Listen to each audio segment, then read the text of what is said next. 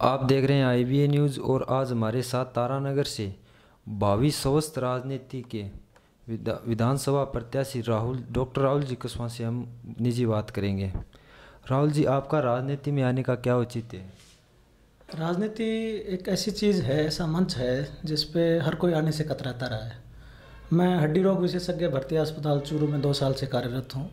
System जो है हमारा, सरकारी तंत्र जो है वो करप्शन का बहुत ज़्यादा शिकार रहा है। मेरे को पग पग पर उनसे लड़ना पड़ रहा है और इसी लड़ाई की कड़ी में प्रिंसिपल साहब और इन्होंने घटनाएं कुछ ऐसी घटी कि उन्होंने भी रिज़ाइन कर दिया और हमको भी यहाँ से रिलीव कर दिया गया। तो उसके चलते फिर धरना प्रदर्शन के लिए मेरे पत्रकार साथी आए कि भाई हम यहाँ पे धरना प्रदर्शन करेंगे अस्पताल में, उसकी व्यवस्था ठीक चलाएंगे। तो मैंने मना करा, मैं कोई इस तरह के काम, अभी चुनावी माहौल है, नहीं करने चाहिए। फिर एक श्योदानपुरा में बड़ा किसान सम्मेलन हुआ जिसमें कुंभाराम जी आर्य जो पुराने किसान नेता थे, उनके मेरे दादाजी भैरराम जी आर्य का बड़ा अच्छा संपर्क था। उनसे मिलकर मेरे दादाजी ने तारानगर कस्बे में 89 में 5 लड़कियों का छात्रावास, गरीब लड़कियों का जो किसान परिवार से ताल्लुक़ रखती थी, छात्रावास शुरू किया। वहाँ पे लड़कियाँ पढ़ के निकली और शिक्षा की अलग उन्होंने उस टाइम जगाई। तो उन्होंने मेरे से संपर्क करा, उस सम्मेलन में मेरे को बोलने का मौका दिया। वहाँ पे सरपंच लोग, मेरे पुराने मरीज, पुराने बुजुर्ग, उन्होंने संपर्क करके कहा, डॉक्टर साहब आपके विचार अच्छे हैं, हम चाहते हैं कि आप इस बार राजनीति में एक तरीके से उतरें।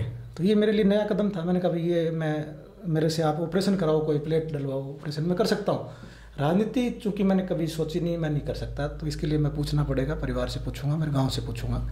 फिर मेरे परिवार से चर्चा करके मैं गांव गया और गांव इसी विचार से गया कि गांव का किसी एक आदमी ने भी अगर इसका प्रतिरोध किया कि नहीं डॉक्टर साहब ये अपना काम नहीं है, इसमें अपने को नहीं जाना चाहिए, तो मैं इस तरह का कदम नहीं उठाऊँगा। गाँव वालों ने मेरा तालियों से स्वागत किया कि भाई एक बड़ी बात है कि आज तारानगर तहसील जो है गुड़ास गांव की तरफ देख रही है, हमारे से उम्मीद से लोग आए हैं। तो इसमें हार जीत की बात नहीं थी, बात थी कि एक राजनीति, स्वच्छ राजनीति, मैं सक्षम हूँ, मैं पढ़ा लिखा डॉक्टर हूँ, तो मैं समझता हूँ कि समाज को क्या ज़रूरत है।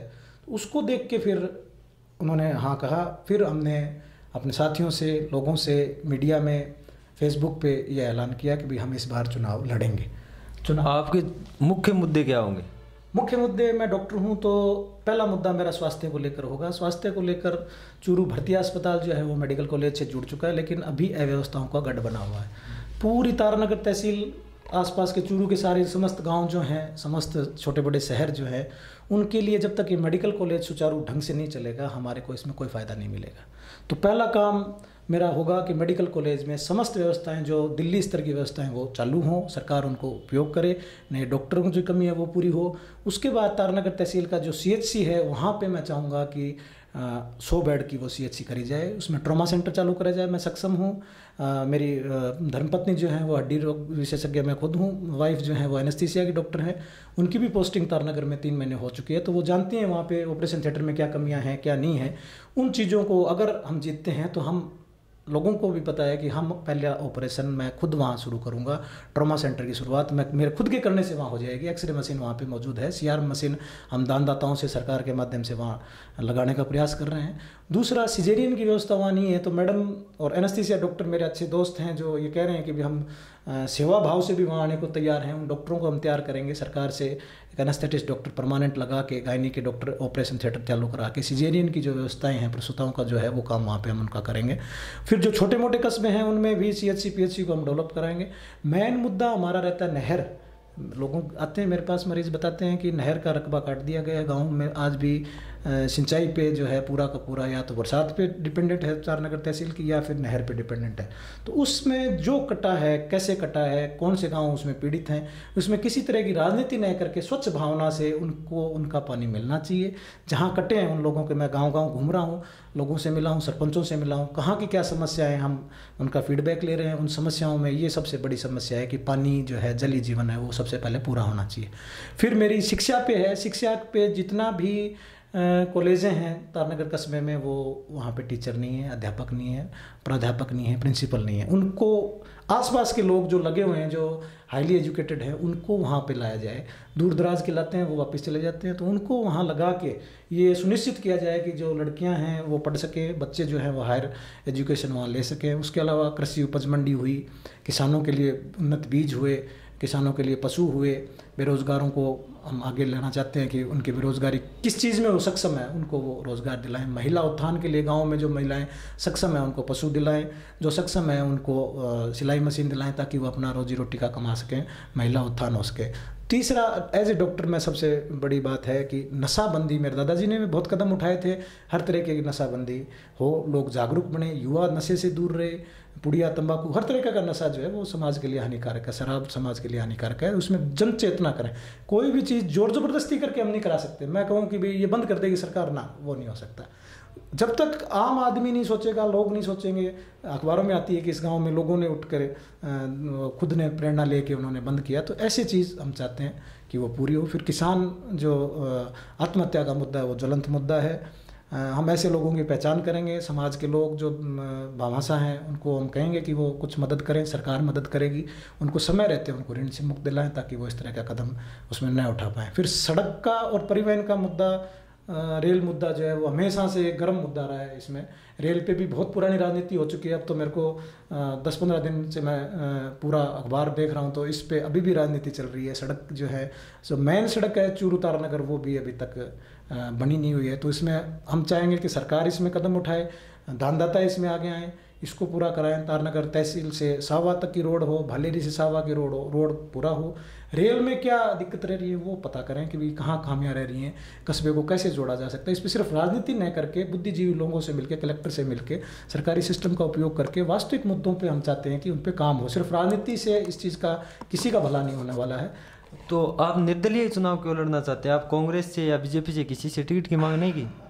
देखिए, ये चीज़ मैं आपको यूँ बताऊं कि जिन लोगों ने मेरे से संपर्क किया था उनका पहला मकसद था कि मैं राजनीति में आऊं, तो उनके कहने पे मैंने मेरा प्रचार शुरू किया। फिर हाईएस्ट जो था कि उनका ये था कि हम निर्णय मिलके करेंगे, मेरे साथी सरपंच मिलके करेंगे, मेरा गांव निर्णय करेगा कि हमें किसके साथ बढ़ना चाहिए। फिर कुछ पार्टियों ने हमें संपर्क किया, क्षेत्रीय पार्टियों ने हमें संपर्क किया। बड़ी जो पार्टी हैं उन्होंने, हरियाणा मैंने काम किया हुआ है, वहाँ पे मैं 2 साल पीजीआई मेडिकल कॉलेज रोहतक में था, तो वहाँ पे जो दोनों पार्टियाँ बड़ी, उनके लोग मेरे संपर्क में थे, उन्होंने मेरे से कांटेक्ट किया। तो मैं हंसा, मैंने पूछा कि भाई हरियाणा से चुनाव नहीं लड़ रहा हूँ, मैं राजस्थान से चुनाव लड़ रहा हूँ। तो उन्होंने कहा भाई हाईकमान हर तरीके से अप्रोच करता है, आपके लिंक हरियाणा में 6 साल काम किया है, हम आपके कामों को हमको पता है, तो हम चाहते हैं कि, तो उनका ऑफ़र आया कि भाई आप आओ, अपना बायोडाटा लेके आओ, हमसे मिलो।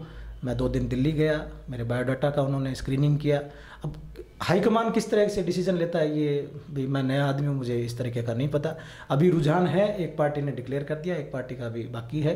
तो इसी उन्होंने भी कहा कि आप इंतज़ार करें। पहले 17 तारीख तक का था मेरा पर्चा भरने का, अभी मेरा ये है कि 19 तक मैं इंतज़ार करके, अगर कोई पार्टी का रुझान नहीं आता है तो मैं जनता की भावना को देखते हुए निर्दलीय इसमें लड़ेंगे, उसमें ये है। आपके अनुसार राजस्थान में किसकी सरकार बनेगी?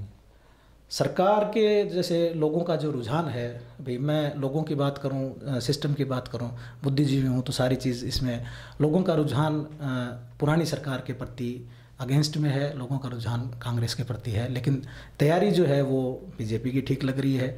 अब आत्मघात दोनों पार्टियों में हो रहा है, दोनों में बागी हो रहे हैं, तो किसका साथ कहाँ जाएगा लोगों का वोट, किसको मिलेगा, लोगों का क्या रुझान होगा, इसके बारे में आज कहना बहुत जल्दबाजी होगी। धीरे धीरे स्थिति क्लियर होगी, लोगों को मानस बनेगा, पार्टी के साथ भी लोग जा सकते हैं, लोग एक विचारधारा के साथ भी जा सकते हैं, लोग व्यक्तित्व के साथ भी जा सकते हैं कि ये आदमी अच्छा है, इसके विचार अच्छे हैं, पार्टी को कौन भी लोग कर सकते हैं। तो अभी राजस्थान में तीसरा मोर्चा भी तो है, उसके लिए आप क्या कहेंगे?